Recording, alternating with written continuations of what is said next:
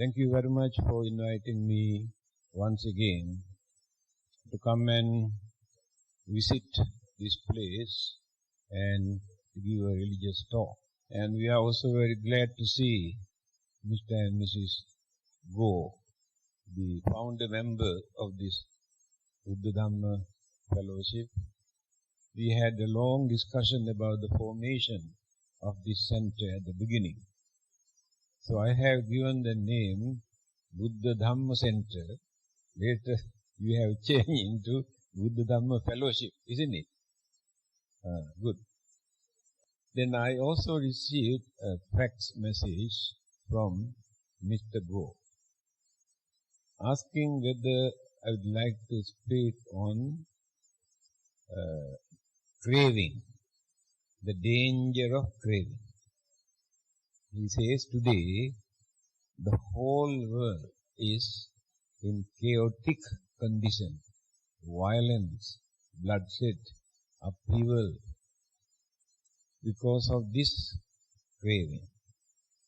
So I said, okay, we discuss this. When you study Christianity and Buddhism, how the first life originated here on this earth. Although these two different religions narrated different stories, but incident is the same. The lesson is the same. Now Christianity says God created Adam and Eve. After that, He created forbidden fruits, tree, and advised them not to eat. Then there is a Satan appeared, and he appeared as a snake also, influenced them to take forbidden fruits. After that, they have become sinners, since they have violated the advice given by the God. Then we are sinners today because of that. But some people say, if Adam and Eve were Chinese, we should have escaped from that original sin. Why? Instead of eating forbidden fruit, they may roll up that snake. Then we can escape the original sin. So unfortunately, they were not Chinese. This is the way how some people joke, with this kind of incident. Now let us come back to the teachings of the Buddha. He says, there is neither beginning nor end of world system. World come into existence, change, decay, disintegrate. Dispersed particles, molecules, again start to accumulate. After a long time, then the formation again takes place. This is the way how the Buddha has explained the beginning and the end. Any part of the universe, whether the sun or the moons or galaxies or anything that which exists, they come into existence due to combinations of elements and energies. But this never remain as a bundle without changing, decaying, separating and disintegrating. And those energies and elements again combine together, formation takes place. That is why he said there is neither beginning nor end. Beginning can become the, create the end create the beginning. Just like birth become the cause of death.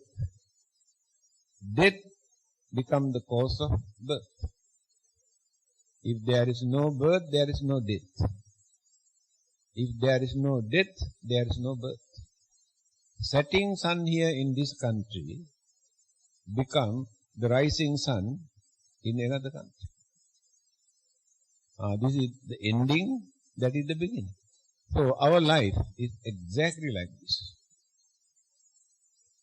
Then the Buddha explained in this way.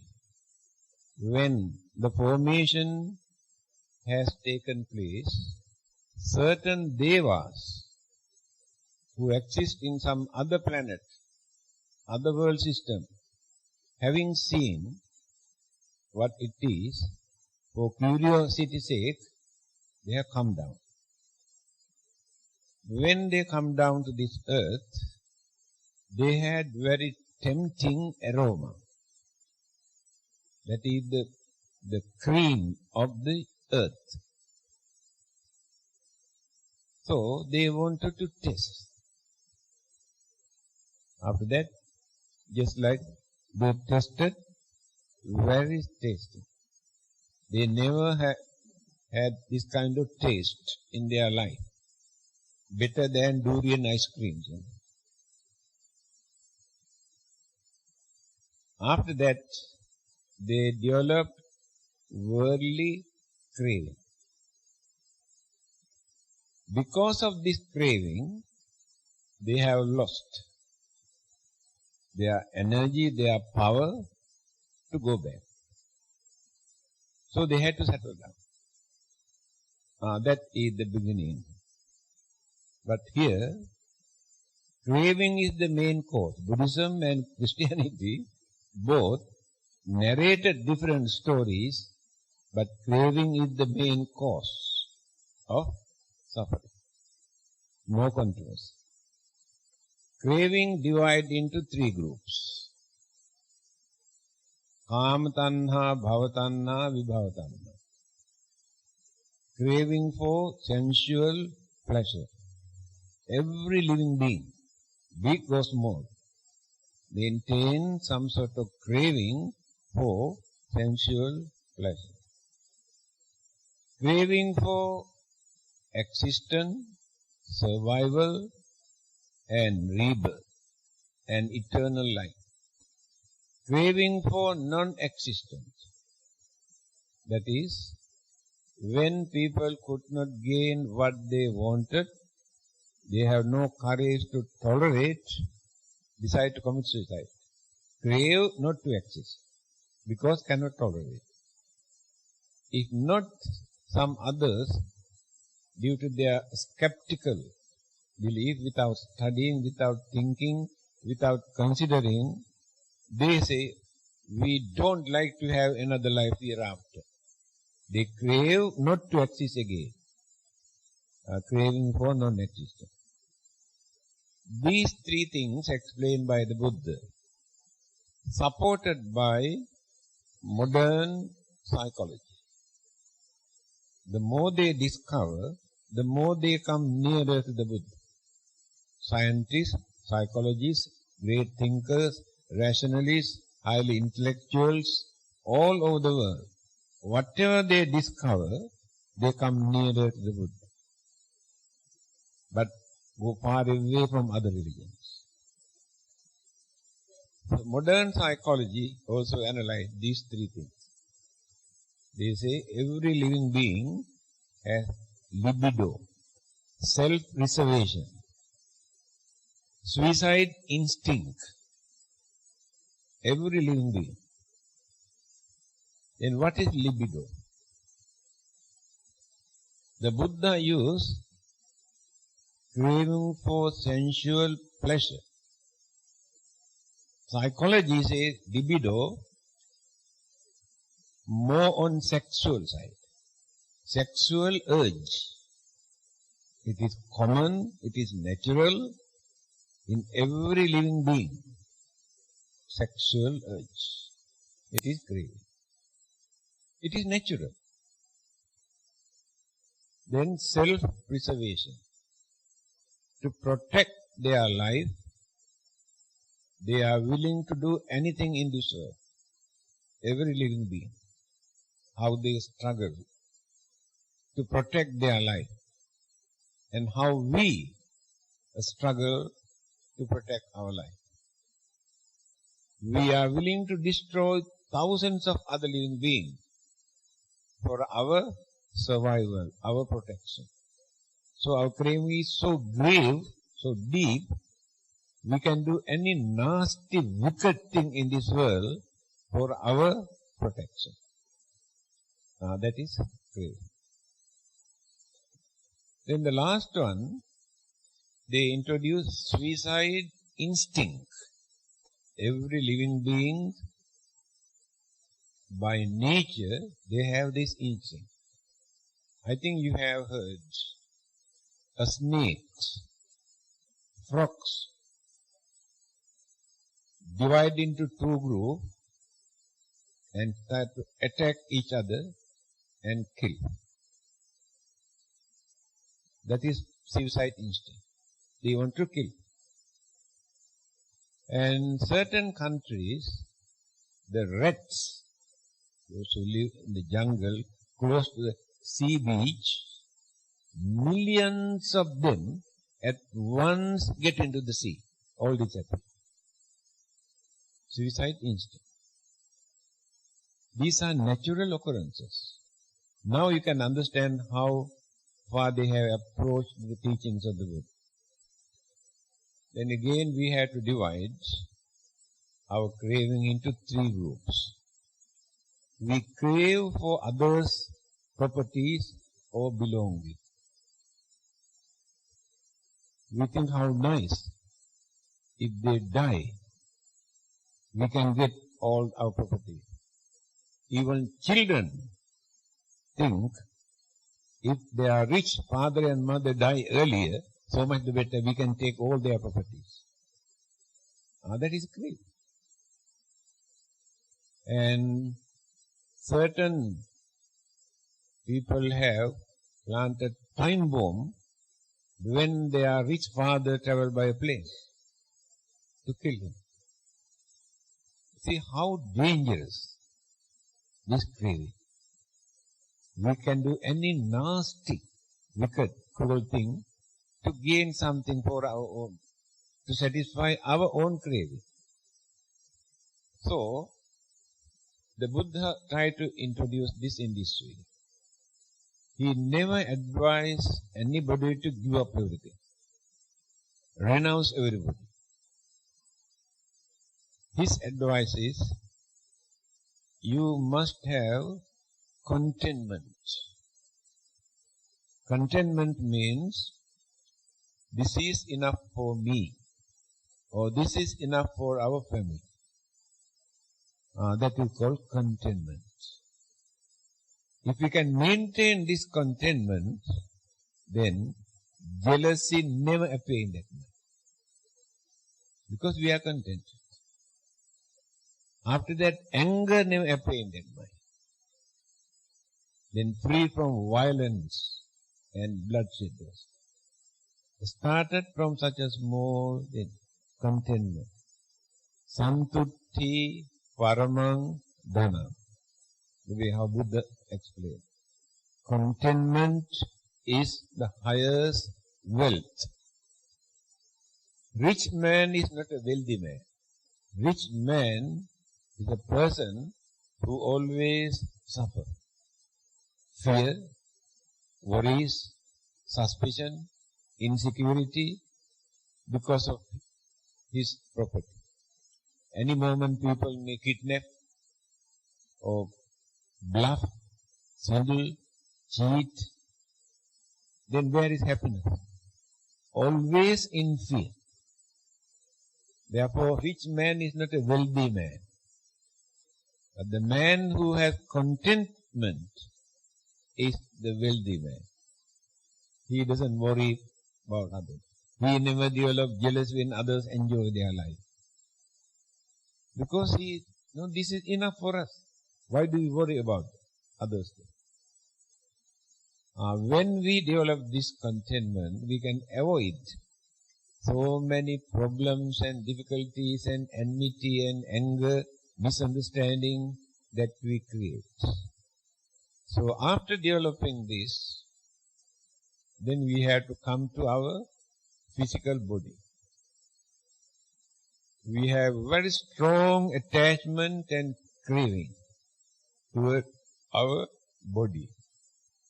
thinking this is our life. This is not the life.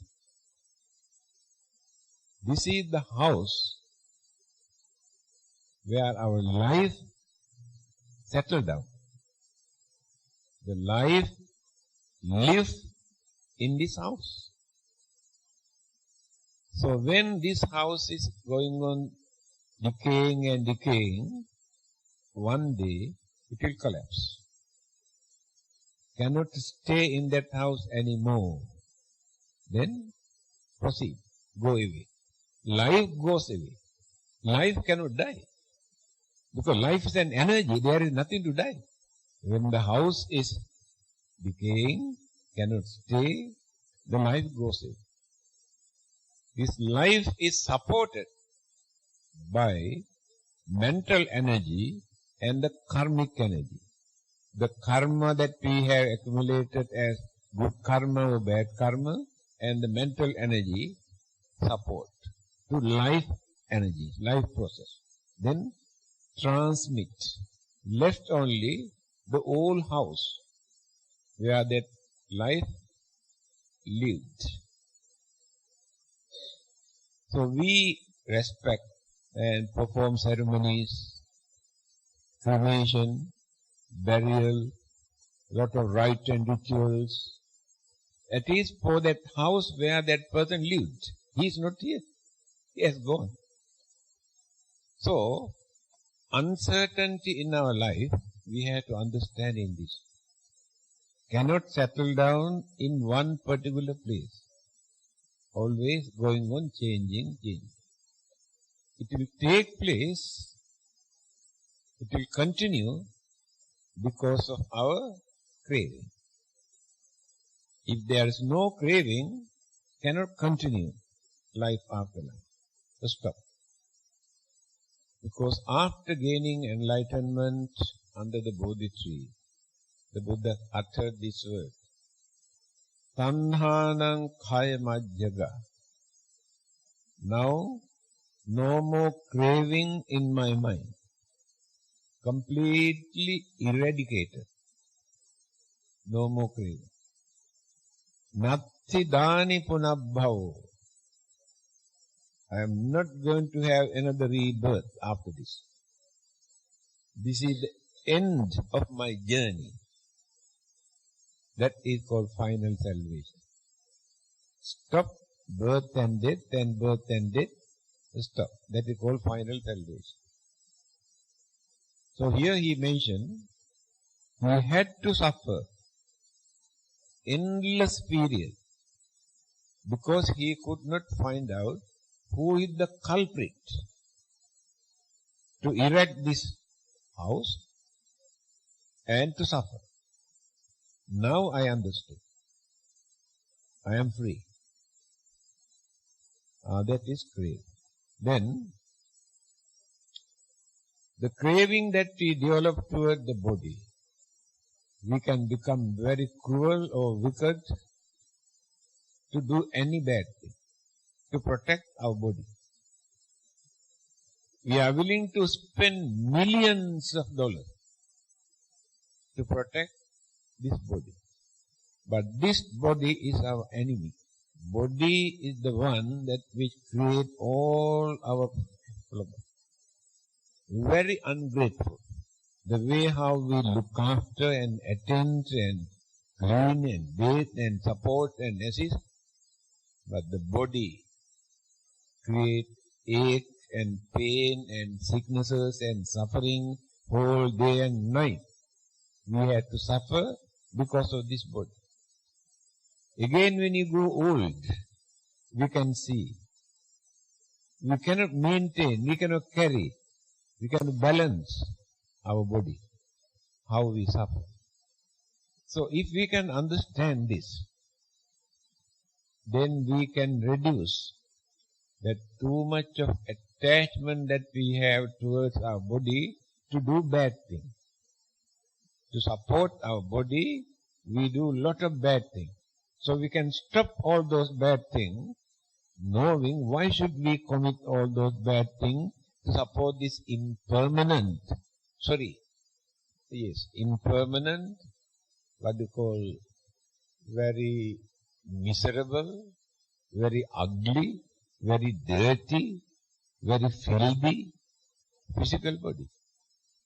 One of the disciples of the Buddha, called Vakkali, every day come and sit down and watch the features of the Buddha. So the Buddha asked, what are you doing here? He said, when I look at your physical body, your features, your complexion, the serenity, I gain wonderful happiness. Then the Buddha said, Kinte vakkali imina putikayena duggandena sarire. What do you gain by watching this dirty, filthy, impermanent physical body? Nothing. You entertain your emotion. That's all. You never gain any knowledge or wisdom or purity or understanding. Just entertain your emotion. The Buddha was not in favor of erecting images. They started to erect Buddha images 500 years after the Buddha. Before that, they never had the Buddha image. Because people develop some sort of attachment toward the image. The Buddha knew this. He did not encourage. But some people know how to make use of the image. Concentrating and understanding great qualities, virtues, knowledge and wisdom and enlightenment by watching that figure. But not only for worshipping. That is why Muslims and Christians and some others condemn us as idol worshippers. They don't like. But we are not idol worshippers. They don't know what we are doing. We can practice Buddhism without any image.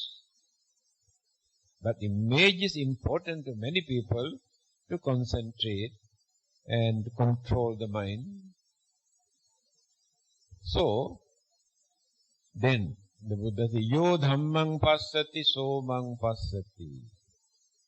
Instead of watching this physical body, if you can understand the Dhamma that I have taught,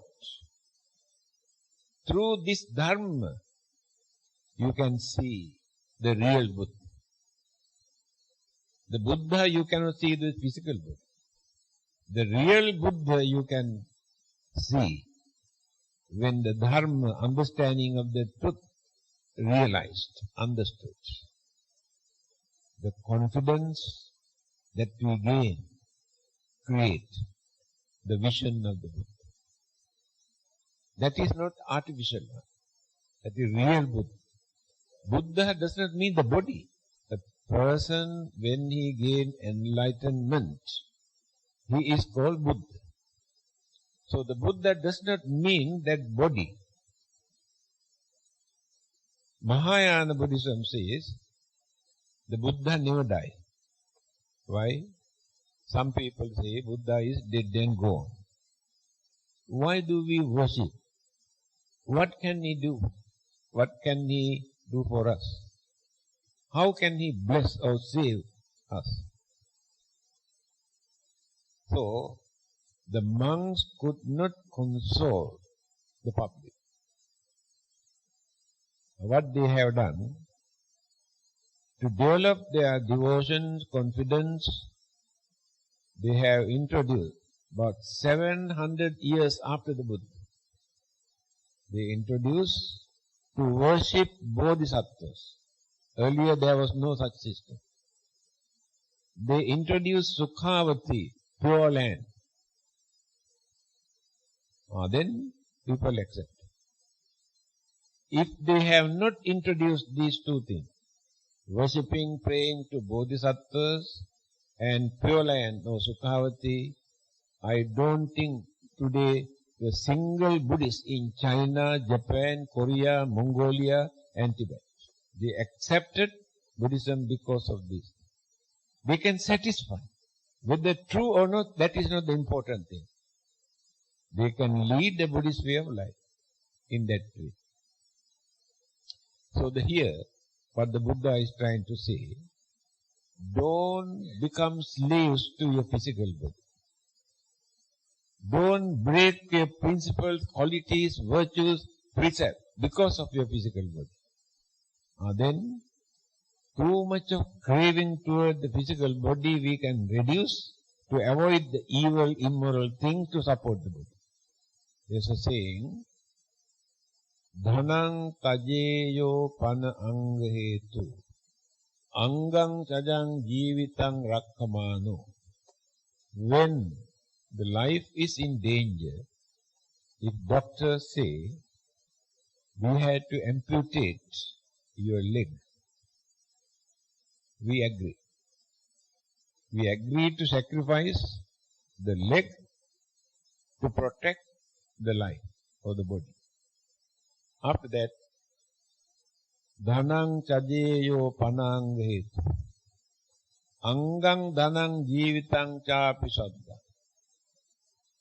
We are willing to sacrifice our body when the life is in danger.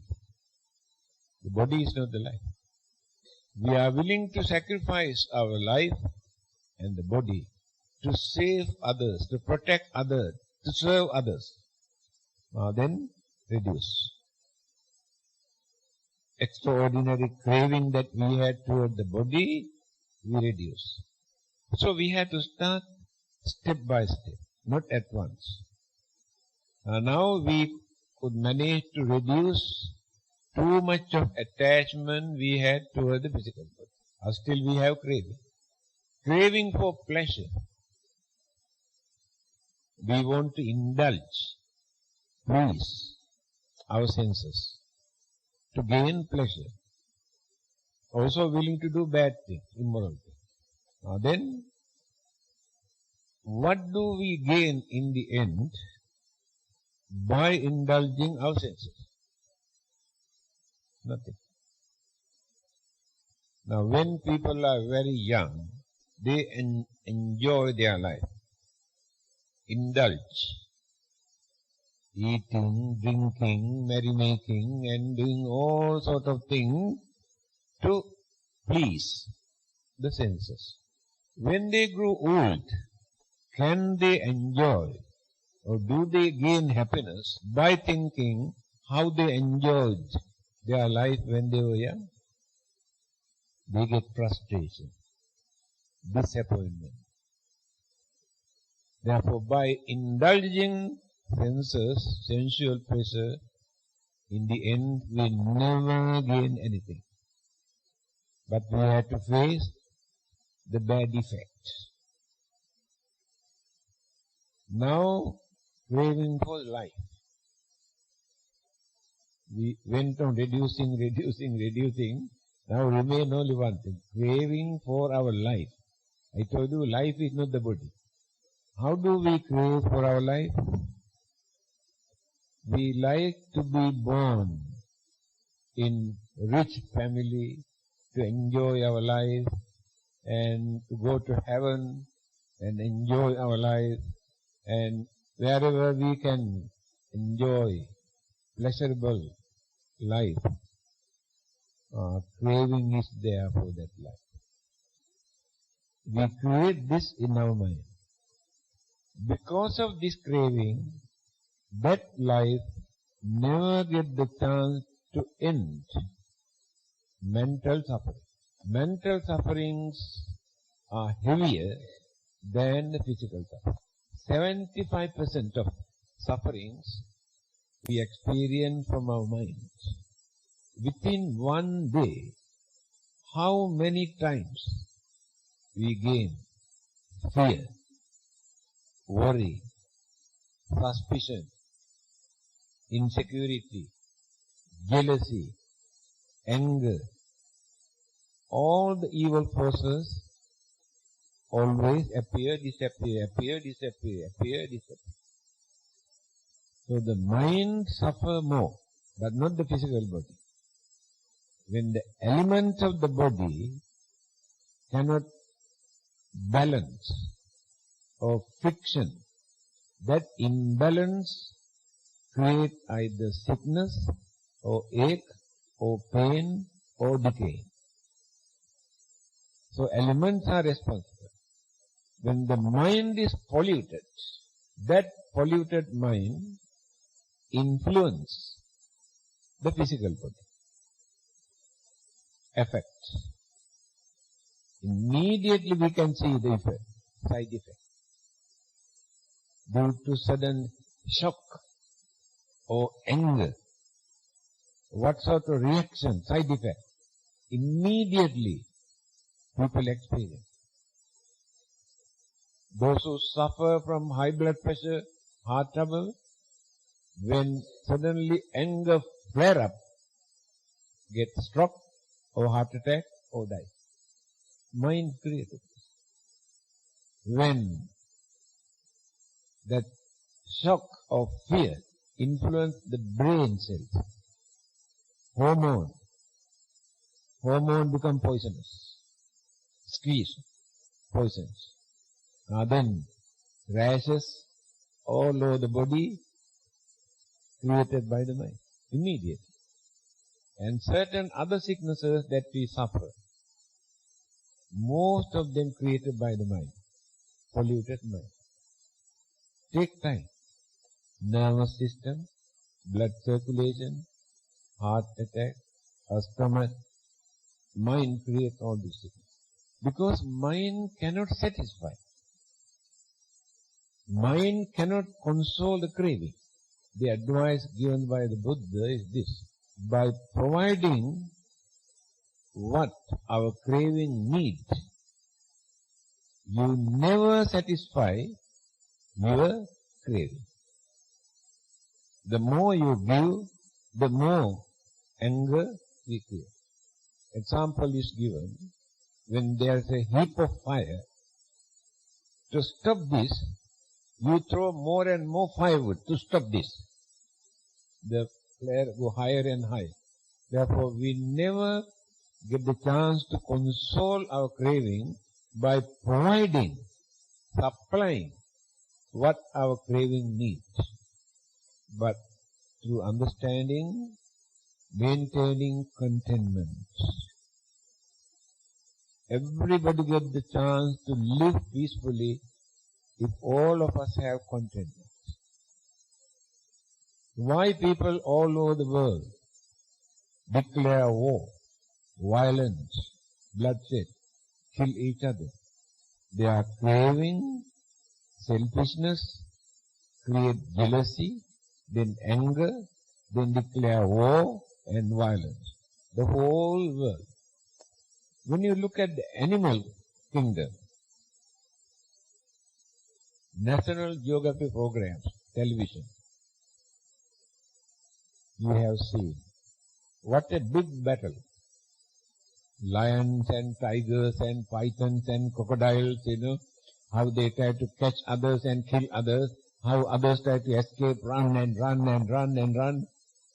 This is the nature of the world. That is for their survival. But human beings cannot satisfy by gaining their food or lodging or whatever they need. Animals can satisfy. That is why they never declare war for unnecessary things. They can go and sleep after eating. But we cannot sleep because our craving is very, very deep. Our emotion. We are not ready to accept that our own craving creates all these problems. When we reduce that craving toward our life, birth and death and birth and death and birth and death continue, and we reduce, then one day we get the chance to stop all our physical and mental suffering because we have ended our journey. That is called salvation. Now, there's another important problem. people say Buddhism teaches that we should not develop craving. In that case, we are studying to become doctors, lawyers, engineers and business people. Is it not craving? Then how can we live? We must understand this. I have written a booklet also on that subject. Is it wrong to be ambitious? Ambition is one thing. Craving is another thing. Now the Buddha had the ambition, aiming to gain enlightenment. It depends on the purpose, the motivation of ambition. To become more rich than millionaires, or to enjoy our life, or to gain our knowledge and wisdom and enlightenment and purity. Ambition. Then we need our requisites. For our living, we need food. We need shelter. We need clothing. And we need medicine. These, the word needs means we crave for that. We cannot use the word craving for this. We need these requisites for our survival. That concept is not under this craving. We do not pollute our mind by working hard to satisfy. Example, the Buddha says, you must have 4 kinds of happiness. If you have not renounced the worldly life, you must have 4 kinds of happiness. Otherwise, you cannot lead a pleasant, peaceful, contented worldly life. Atti sukha, bhoga sukha, anana sukha, anavajya. Sukha means happiness. Atti sukha. We must have something to tell this is mine. My house, my land, my business, my bank account, my jewelries. That gives happiness. That happiness is important for you. Who says this? The Buddha. According to your way of life, that happiness is important. But to me it is not very important. Because my way of life is different. Bhoga sukha, second one. You work very hard, you earn, but you don't want to enjoy your life. You go on collecting, accumulating, dumping. One day kick the bucket. Finish it. Nothing. The Buddha says, no, you must enjoy. You are not going against any religion.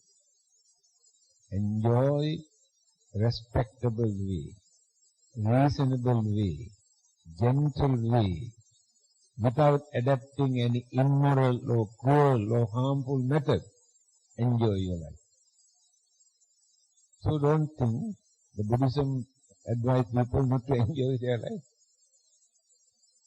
Because people accumulate, collect without eating, without even using proper clothing. Craving is so big, they don't want to spend. The Buddha says, no, that is not the way. You must enjoy. But there will be a day for you to renounce all this.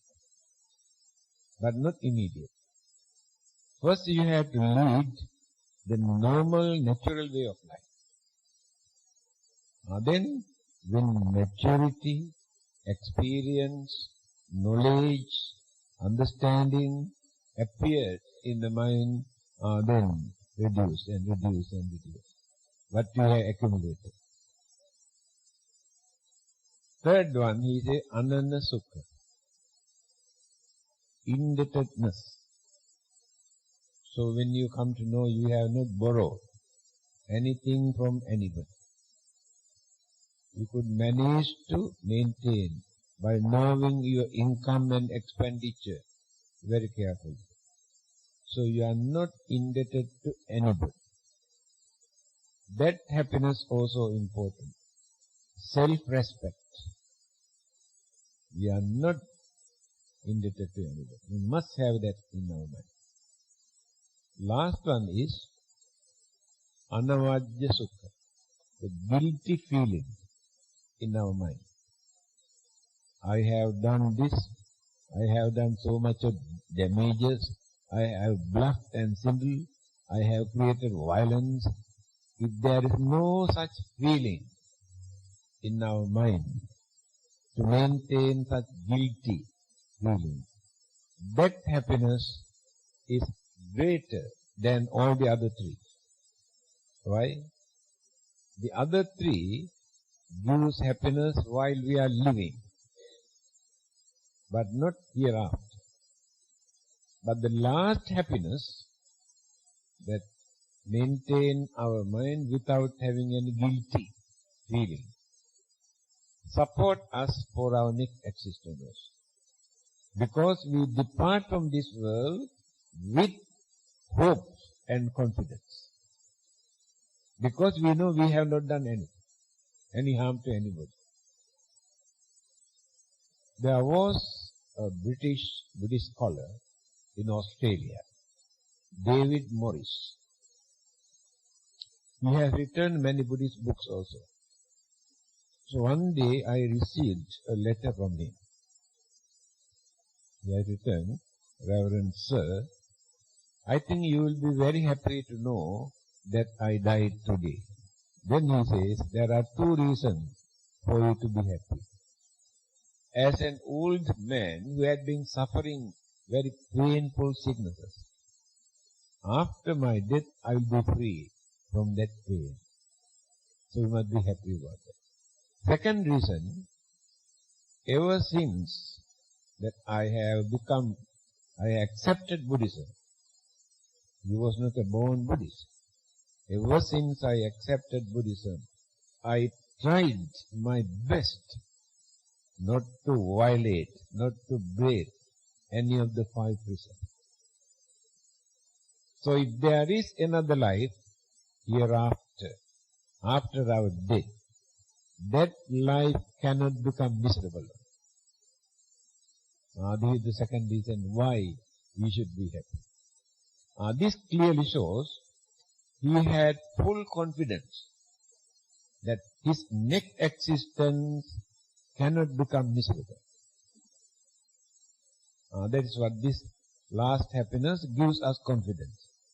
So while we are living here, every day we are molding our next existence. Our thoughts, our words, our actions. So when we are going to depart from this world, all those karmic energies that we have accumulated in the subconscious mind started to project. Now then, before our death, we catch and hold on one particular karmic energy, karmic thought. Then rebirth, next existence take place according to that karma that we have been holding. This is the nature of birth and death. So, without developing craving for others' things, without developing jealousy and problems and troubles and discrimination, if we know how to look after our own property without craving for others enough, then one day we'll come to know this is a burden, this is a nuisance, I have no peace because of these things. Then try to hand over to their children, or if not, donate to them charitable institute, the mind will be free from burdens and responsibilities. And this method was a very ancient Indian philosophy, clearly mentioned, Dharma, Artha, Kama, Moksha.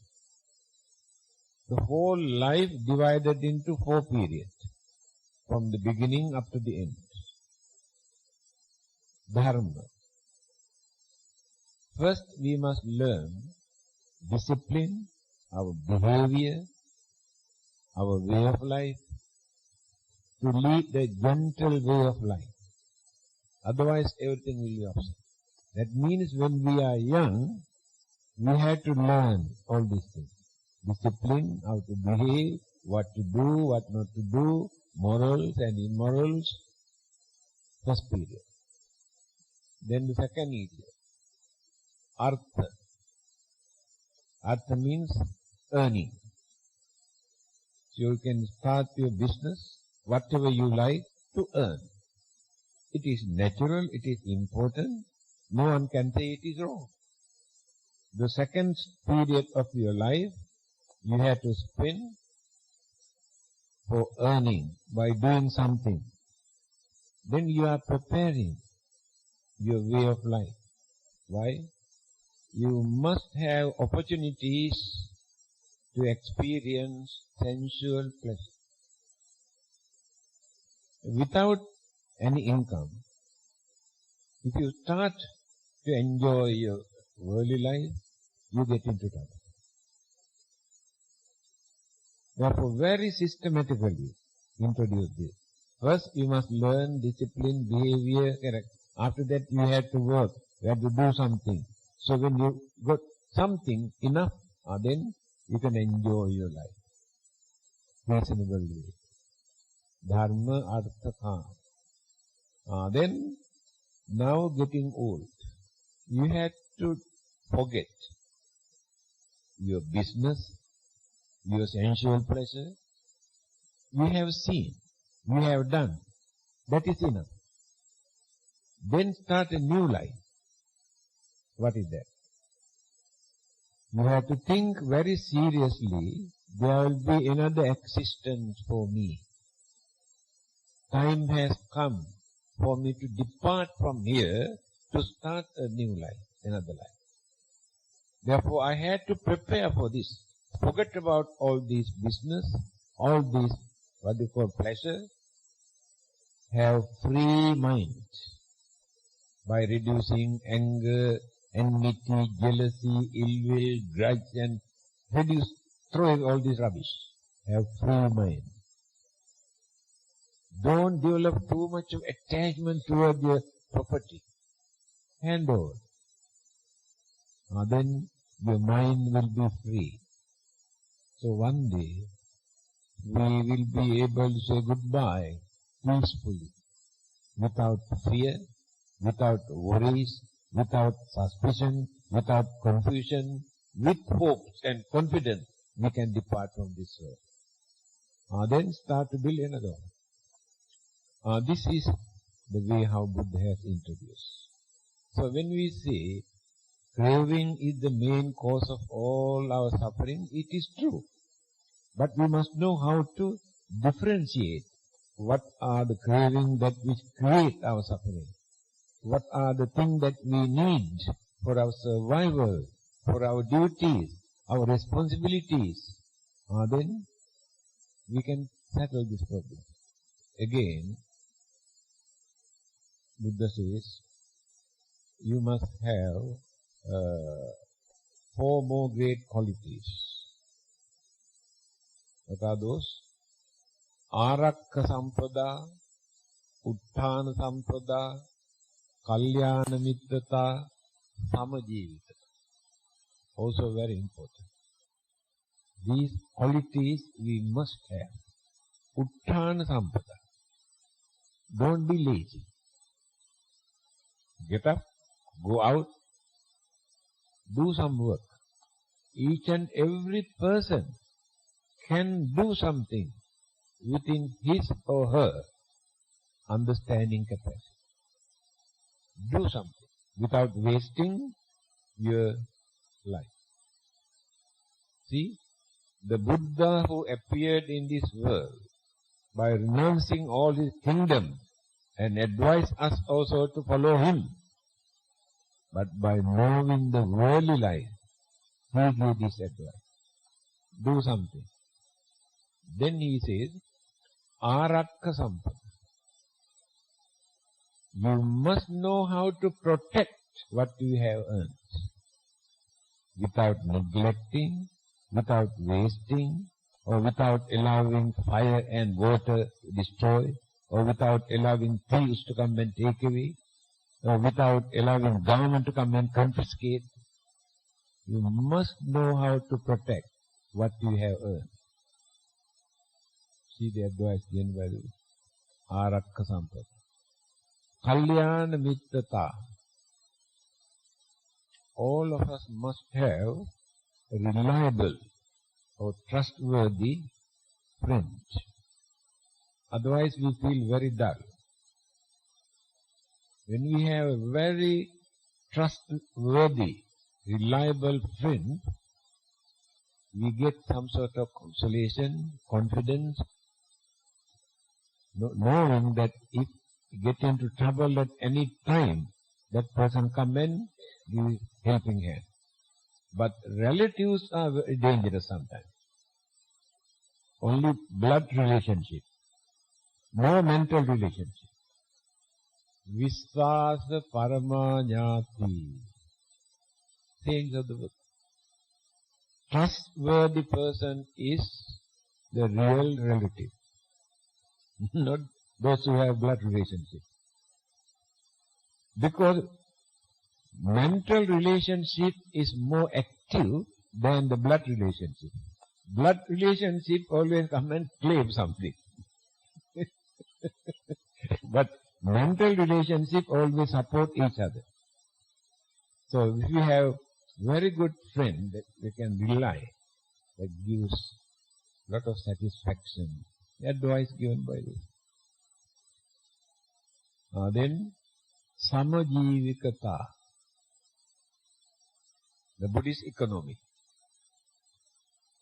He said, whatever you earn, your monthly salary, you have to divide into 4. Assume you earn only 1,000 per month. Then divide into 4. 250. Ekena bhoge bhunjaya. You can spend only 250 for your food. Not more than that. Dvihi kammang payoje, 2 portion. That means 500. 500 you had to spend for your duties, responsibilities, obligations, and tax and payments and for everything. Only 500, not more than that. Now, only 250 left. Chatuttancha midhape.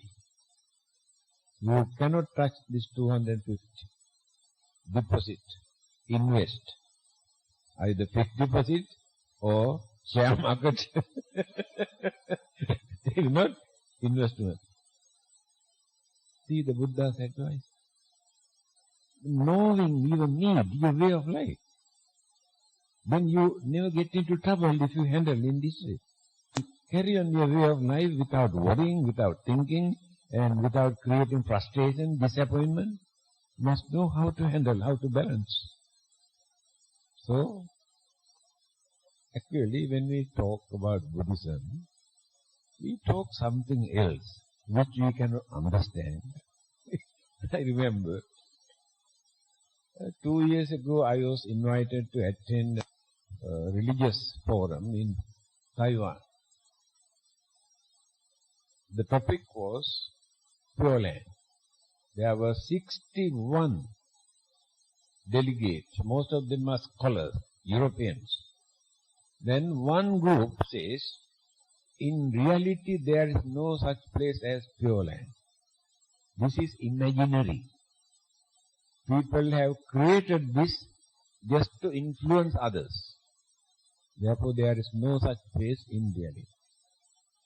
Then another group says, we can turn any land into pure land if our minds are pure.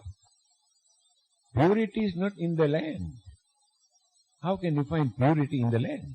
If the mind is pure, we can convert this into pure. Even sacred places, we say this is a very sacred place, you must worship. But that place is not sacred at all. Our mind created that this is the sacred place. After that we accept. Now let us take, we say this is the place where Buddha was born. But many people do not know. Sometimes people go and pass urine also, because they do not know. But when we come to know where the Buddha was born, our mind creates, oh, this is a holy place, sacred place, therefore we must worship. We create it. Therefore, religion is not in the temple or in the church or in the mosque or in the kovil. Religion is in our mind. We convert those buildings into churches and temples and mosques and worship and made sacred places by using our mind, our religious mind. Otherwise, by nature, there is no such object as pure. So, this group says, we can convert any land into pure land if our minds are pure. Another group says, no, definitely there is a place called pure land, and we strongly believe. So divided into 3 groups. 4 days. Last day, closing ceremony. 61 scholars, different countries. I told them, 4 days we have wasted our life for nothing. What have we learned? What have we contribution for the peace or happiness or prosperous or what we need? We have been talking something which you cannot understand. No one can understand. Can you tell me anything what you gain by talking? Created more confusion, divided into different groups. Why can't we talk something? What Buddhism can contribute to serve humanity who are facing enormous troubles and problems and worries and war and this and that? Why can't we discuss something?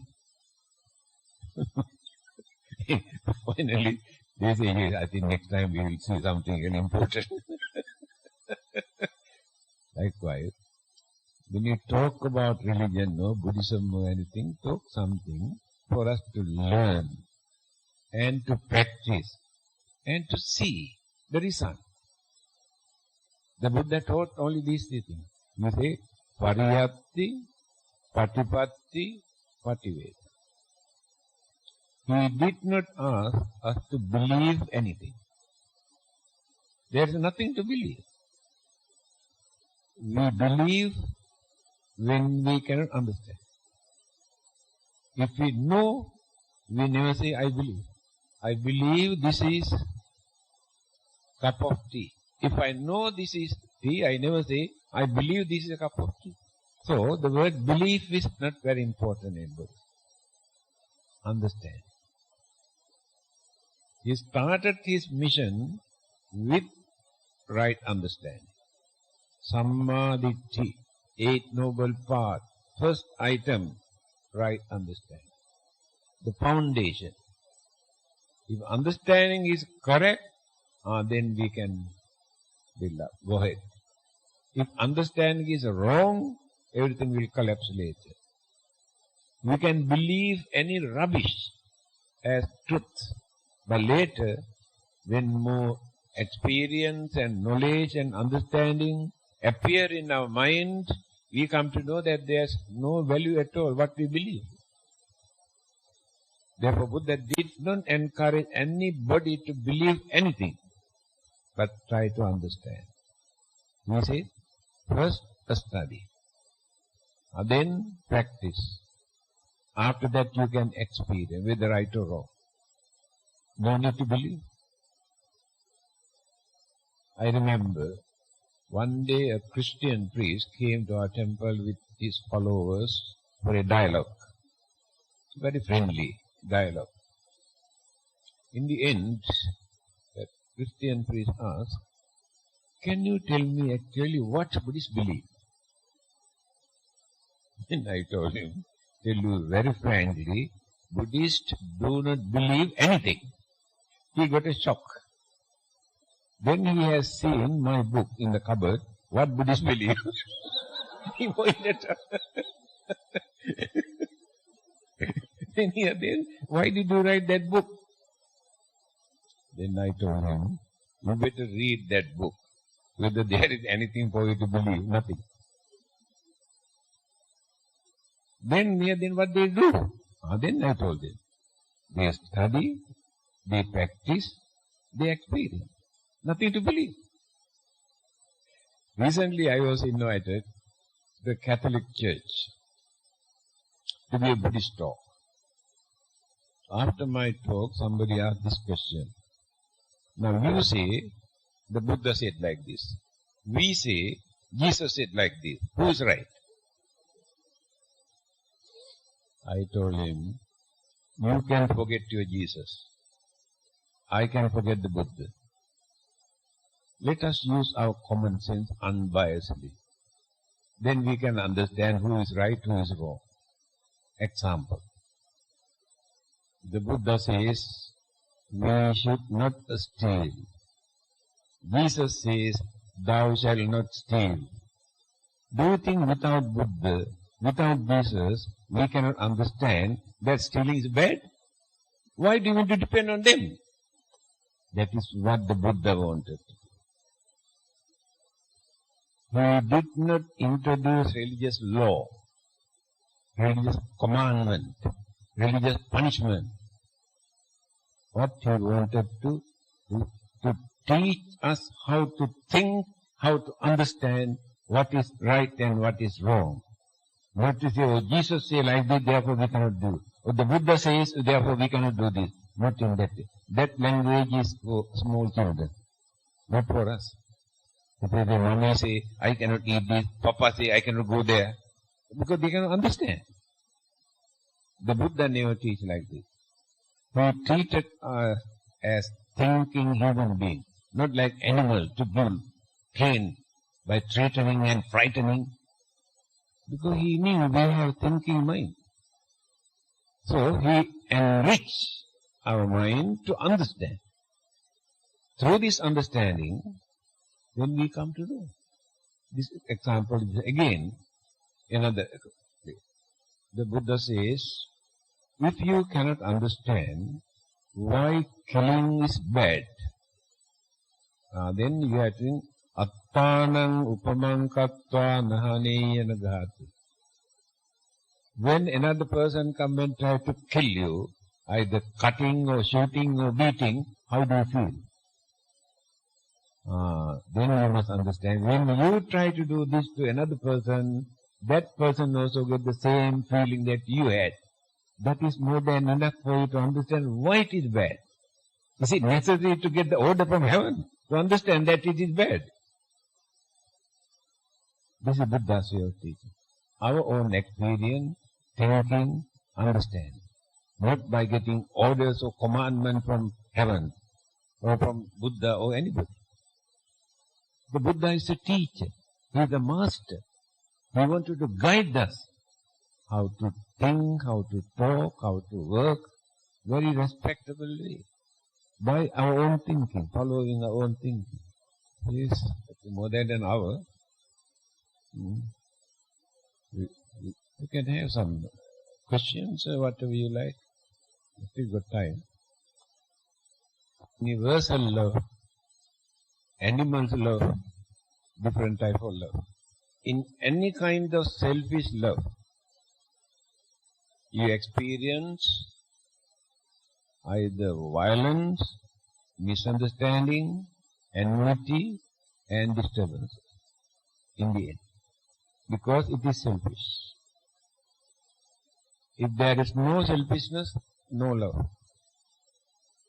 Husband and wife love each other. It is selfish love. Because of this love, they fight with each other. How many times they fight? fight and quarrel and argue or separate or beat each other. That is the nature of selfish love. Parents and children, selfish love. Children depend on parents, expect something from the parent, therefore they love. Parents also expect something from the children, therefore they attend to them, they love them. If they neglect, then trouble. It is selfish. Although it is selfish, that is important. Why? There is no another method to console, entertain human emotion. Love. Husband and wife, emotional love. But selfishness is there. Parents and children. How parents, what sort of emotional satisfaction they gain to console themselves when they hold their children, when they play with their children. That emotional satisfaction they cannot gain from another. Again, when how that baby or child feel when mother come and hold and feed milk, that is emotional love, satisfaction, they need that. But because of this love, then the side effect. Suddenly, one of your beloved child, due to accident or some other unfortunate thing, died. Now you cannot tolerate this. You had too much of love and attachment toward this child. Now you cannot tolerate it. You go mad. Here the advice given by the Buddha is this. You can have this love. You can have this attachment. But you must understand. So one day, definitely, something that we cannot satisfy, something we cannot accept may take place. Therefore, you have to develop your love and attachment with this understanding. Then, if anything happens later, you know how to control your mind.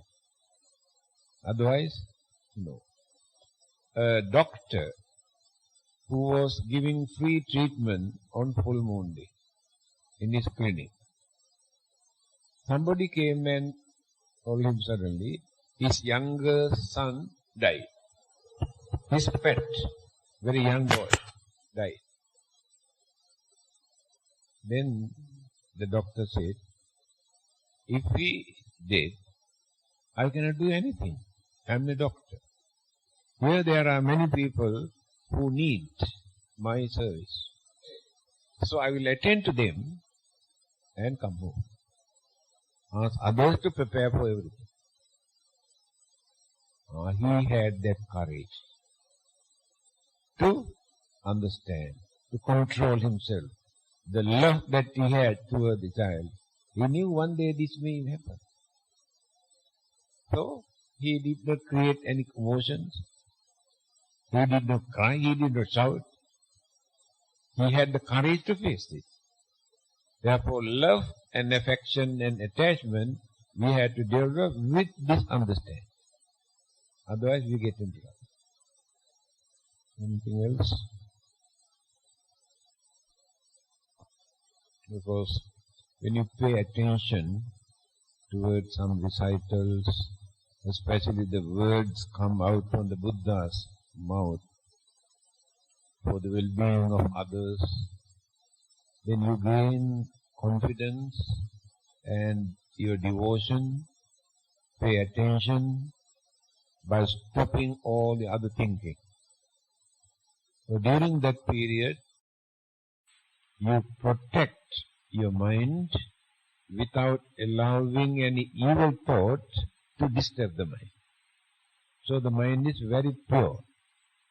Even few minutes that you spend, pay attention.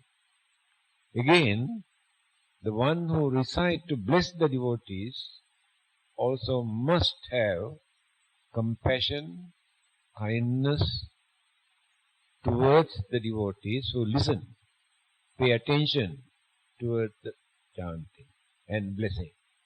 So he must radiate his compassion towards the devotees. Then the mental harmony, the focus, mental energy with kindness, compassion, and devotion and confidence that you attune in your mind to receive the blessing, that creates some sort of inspiration in your mind. That inspiration spread all over the body. Just now I mentioned the brain cell, gland, hormone, blood circulation, all these things get the chance to function in normal way. Otherwise, mind always disturbed it. Then people come and say, yes, I have been suffering from this sickness, now I am free and get cured. What happened? By developing devotion, confidence and harmonizing the mental vibration, these inspirations and energy that created in the mind supported the immune system, healing system in the body. That is what others say, miraculous cure and all sort of things other religions use. There is no miracle at all. It is psychological. The mind creates this. Because when the immune system or antibody or healing power is weakened, any amount of medicine what we take, no effect at all. Without taking any medicine, we can get cured from many sicknesses if that healing power is dynamic in our body. Through this devotions and confidence, you support that immune system. Then you feel very normal later. 2500 years we have been practicing this. Always devotees come and tell us this. They had the opportunity to get rid of so many problems and sicknesses and disturbances. That is the way how it really works.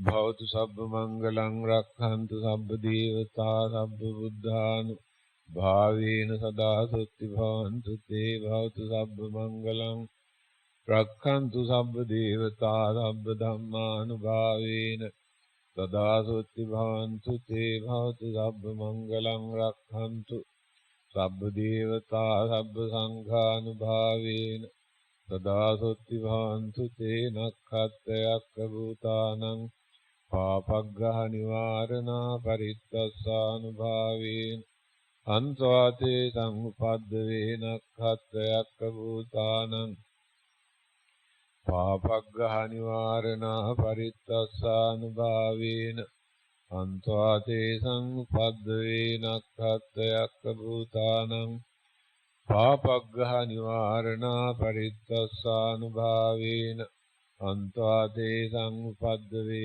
andunnimittam avamangalanca yoca manapo sakunassa saddho papaggaho dusapinam akantam buddhanubhavena vinasamentu dhammanubhavena vinasamentu sanghanubhavena vinasamentu dukkhapattaca nidukkha bhayapattaca nibbhaya Sokapattaca nissoka hontu sabbe pipanino sabbe buddha balapatta pache kanam chayang balang arahantanam ca tejena rakhang bandami sabbaso.